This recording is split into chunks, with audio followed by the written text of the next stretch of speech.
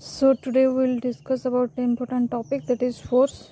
So force is something which changes or tends to change, destroy or tends to destroy the motion of a body. So force is something which affects the motion of a body. Suppose the body is at rest. If I will apply some force,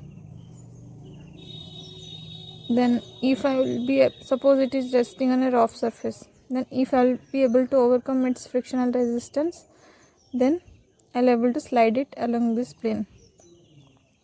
So because of this force, it will change its state of rest and it will occupy a new position. So I'll tell about few examples of forces.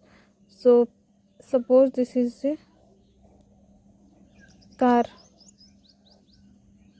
whose engine is damaged, so I need to repair this car. So this doesn't look like a car, but assume this is a car. So suppose I need to shift it from this position to some other position. So how I will move it?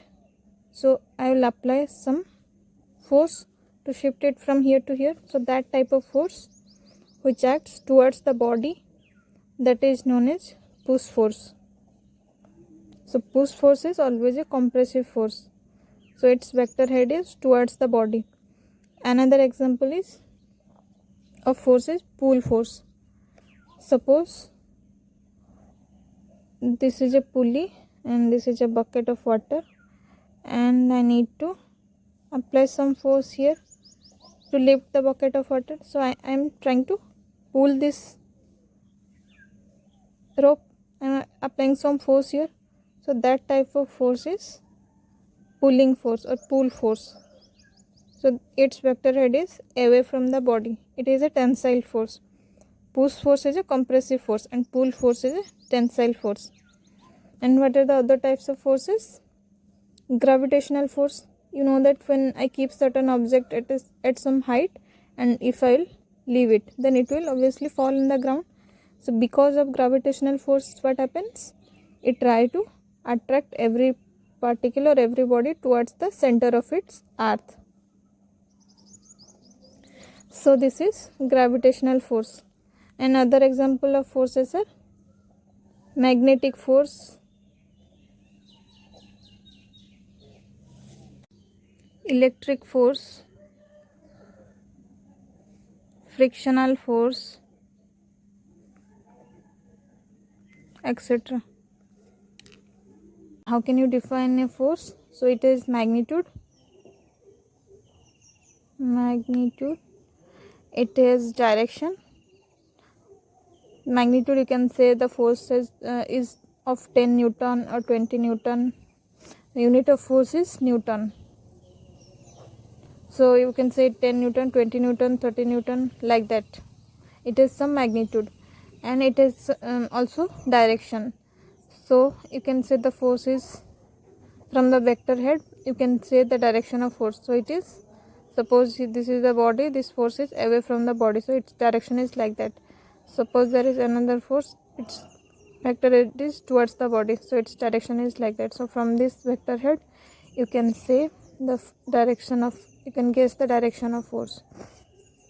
It may act some angle like this. So from this arrow, you can, from this vector head, you can guess its direction. And also it is point of application.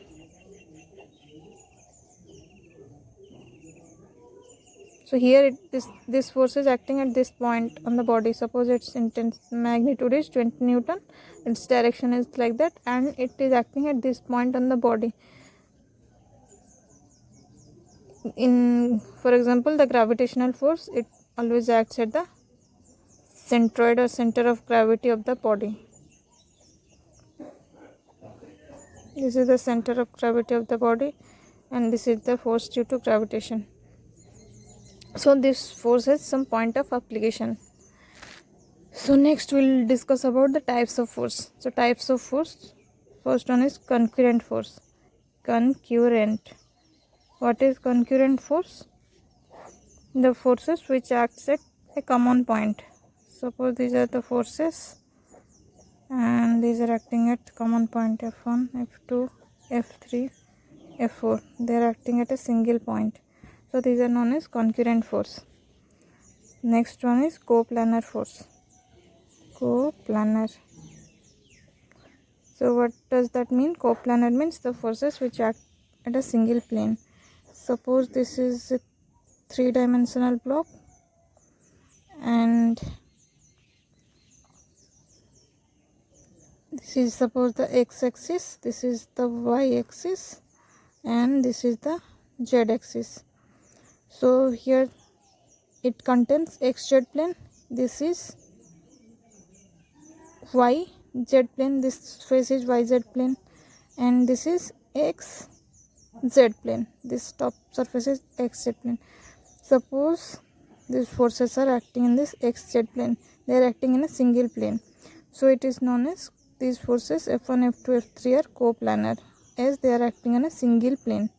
Similarly, some forces they are acting in this plane, that is yz plane. So these F5, F6 and F7 are coplanar as they are acting in a single plane. So you understand what is concurrent and what is coplanar force. So next one is concurrent coplanar force. So what is concurrent coplanar force? The forces which act in a single plane and which intersect at a common point. These are known as concurrent coplanar force. What is non-concurrent force? The forces which doesn't act at a common point, doesn't intersect at a meet at a common point. So here this, suppose these forces F1, F2, F3, F4, they are acting on a body but they are not intersecting, or they are not acting in a single plane. So these are non-concurrent force. So these are non-concurrent. Similarly, here you can say F5, F6, F7 are acting in a single plane, and F1, F2, F3 are acting in a single plane. Here F1, F2, F3 are coplanar force, and F5, F6, F7 are coplanar force. But F5, F2 or F5, F1, F5 or F3, they are not coplanar. They are not acting in a single plane. So the forces which doesn't act on a single plane, they are known as non-coplanar forces.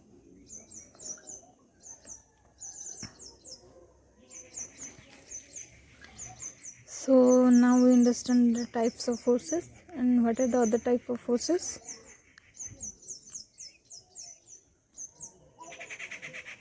So another one is collinear force. Collinear. So collinear means the forces which act on a single line of action. So the forces which act on a single line. So suppose this is a force F1, this is a force F2. The line of action, the point, the line along which they are acting, that is same. So if they are lying on the same line of action, then it is known as collinear force. And the forces which line of action are different. Suppose this one is F1, this one is F2. It is acting along this line and it is acting along this line. So its line of action is here like this, and its line of action is this. So here both the forces, the line of action are different. So it is non-collinear forces. So this here F1, F2 are non-collinear forces, and here F1 and F2 are collinear forces. You can see from this image, from this diagram. So next we'll talk about the effect of forces. So what the force do? It may change the motion of a body. If the object is moving with certain velocity, if I will apply some force here, it may increase its acceleration or velocity of this body. So it may change the motion of the body. Or if it is moving in this direction, if I'll apply force in opposite direction, so it may reduce its speed, or it may retard the motion of the body, or it may deaccelerate the body. Also it may bring the body to rest, and also it may create internal stress on the body. So these are the effect of forces when they act on a body. So next we'll talk about resolution of force.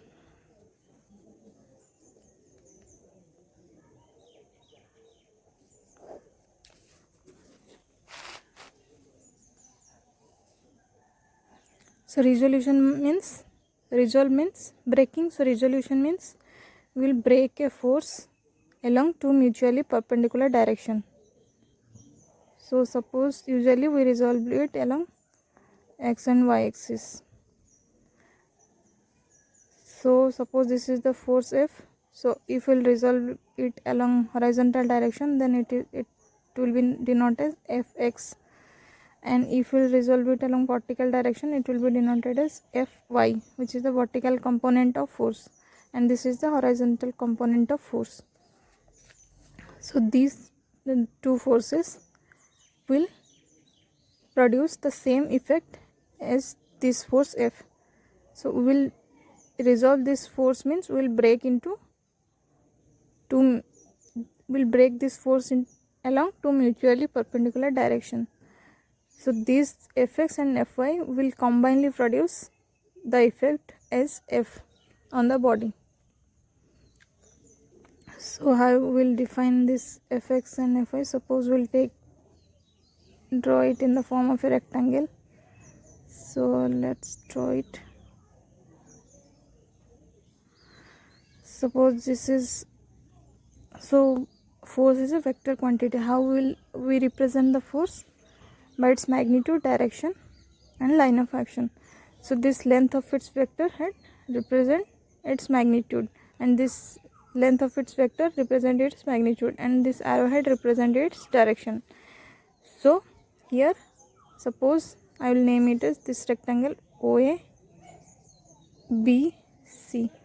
Suppose this is OC represents the magnitude of horizontal component. Let's take this as a rectangle. So this side it will represent the vertical component of force, that is Fy. Suppose it is making an angle theta with the resultant. So how I will define it? I will create the relation between this force and its components. So what is the value of cos theta? Cos theta is OC by OB, that is base by hypotenuse. So what is OC? OC is Fx, and what is OB? OB is the force which we resolved. So what is Fx? Fx is F cos theta. And what is Fy? If this is a rectangle, the opposite side will be equal. So if this is Fy means this is Fy, and this is Fx means this side is Fx. So what is Fy? Fy is F sin theta. What is sin theta? Sin theta is opposite, that means BC by OB by hypotenuse, that means Fy by F. So Fy equal to F sin theta. So by this way we will resolve the force along horizontal and vertical direction. So remember,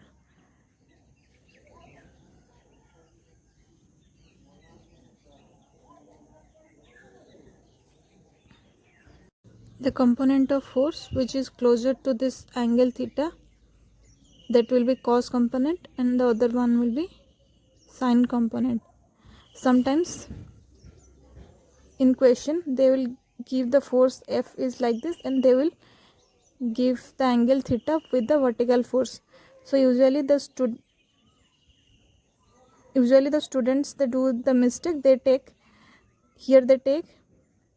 Fy is, they have the habit to take vertical component as sin component and horizontal component as cos component. So what they do here, they will take Fy as F sin theta, and they will take Fx as F cos theta, but don't do like that. The component which is near to the angle, that is cos component, and the other one is sin component. So if you will see this triangle, you can see what is the value of cos theta. If this will be the theta, then what is the value of cos theta? Cos theta is base, this is the base by hypotenuse. So here cos theta equal to Fy by F. So Fy equal to F cos theta, and here Fx equal to F sin theta. So you always check the angle is with respect to what? With respect to the vertical with respect to the horizontal component, or along the horizontal direction, or along the vertical direction.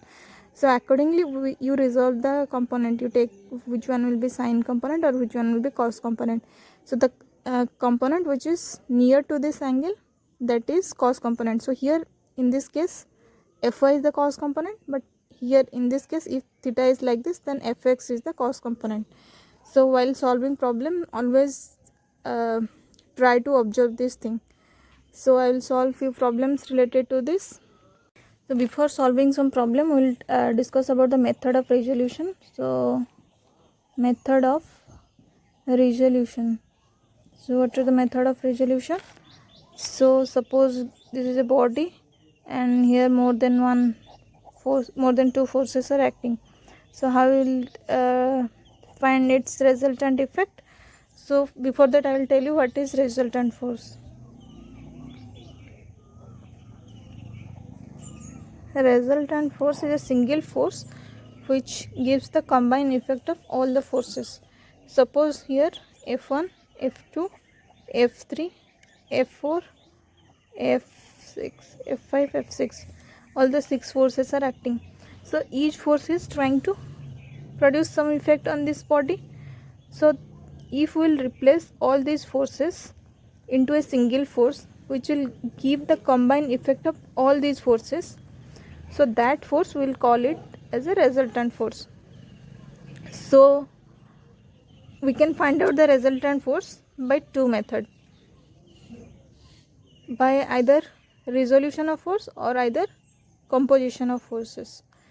So by resolution of force, what we will do, we will resolve all these forces along horizontal direction. So we will find the horizontal component of all these forces, then we will add it and we will find net horizontal force. First we will find, then we will find, resolve all these forces along vertical direction and we will find net vertical force. So what will be the resultant? Here you have seen this. Suppose this is the force which we are resolving or breaking into two mutual components. So here all the forces will produce, all the force, each force has some horizontal component. Suppose this is the horizontal component of F1, this is the horizontal component of F2, this is the horizontal component of F6. So suppose this is the horizontal component of F3, this is the horizontal component of F4. So they will combinedly produce the net horizontal component, and similarly they will produce net vertical component. So we know that the resultant force, the single force which will produce the effect of all these forces, and by resolution what you do, you resolve a single force into horizontal vertical component. And here there are not a single force, there are more than, here there are 6 forces. So these 6 forces will have some horizontal and vertical component. So its combined effect, if we will replace this combined effect of these horizontal and vertical component into a single force, then that will be the resultant force. So how we will calculate it? Suppose this is the net resultant force. So how we will calculate this resultant force? You can see from this triangle, suppose this is net vertical force and this is net horizontal force. So what is this value of resultant?